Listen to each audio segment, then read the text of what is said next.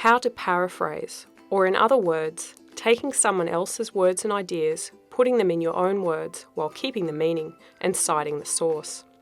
In this presentation, I'm going to show you 3 ways of paraphrasing: the wrong way to do it, a way that's acceptable, and the best way to paraphrase. To paraphrase, we start with a source of information. You may have found an awesome article for your assignment. For example, I might be writing an assignment on sustainability in the fashion industry in Australia, and I found this great article by Alice Payne. Within it, I located the perfect quote about how designers have an impact on the industry. My quote is, "There are opportunities for Australian designers to have a positive effect through selecting textiles and finishes with a lower environmental and social impact."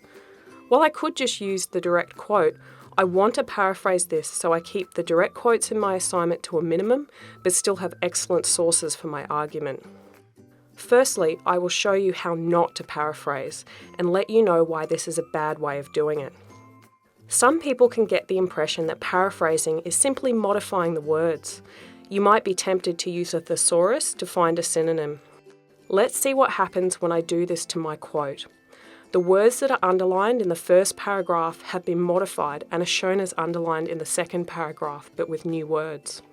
This isn't paraphrasing, as my new version is too similar to the old quote.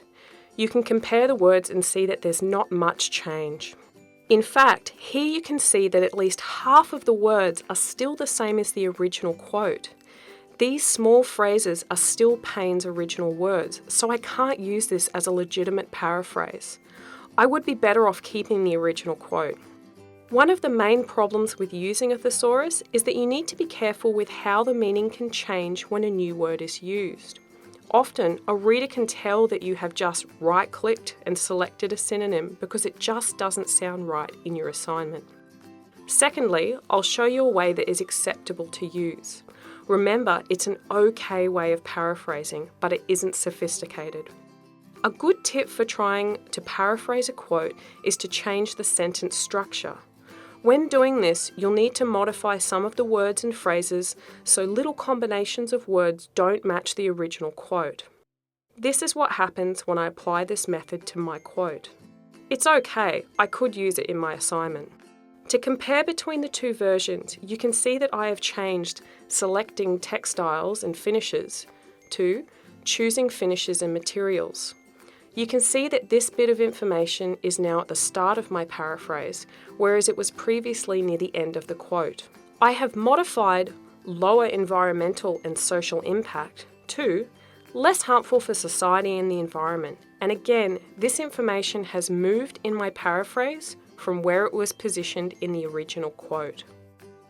I've modified, there are opportunities for Australian designers to have a positive effect to Australian designers have the opportunity to positively affect, and I've put this information near the end of my paraphrase.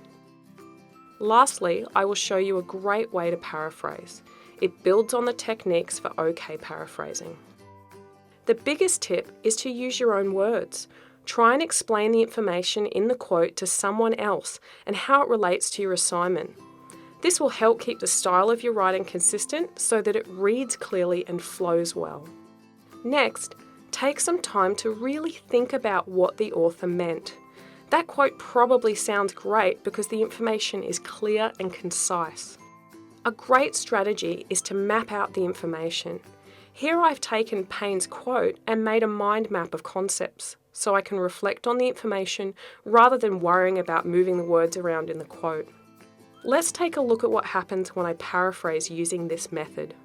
It's much more sophisticated than the previous way of paraphrasing because I've really considered the meaning of Payne's information. I've combined different bits of information in Payne's quote into the first part of my paraphrase sentence.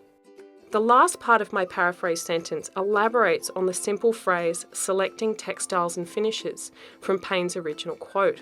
What's great about my paraphrase is it opens up the topic for my writing, and it is clear for the reader that I'm going to discuss what these positive flow-on effects are. There are 2 options for citing the author within my paraphrase. I can make the author an active part of the sentence and start with Payne suggests, or maybe Payne argues, or potentially, furthermore, research by Payne indicates that.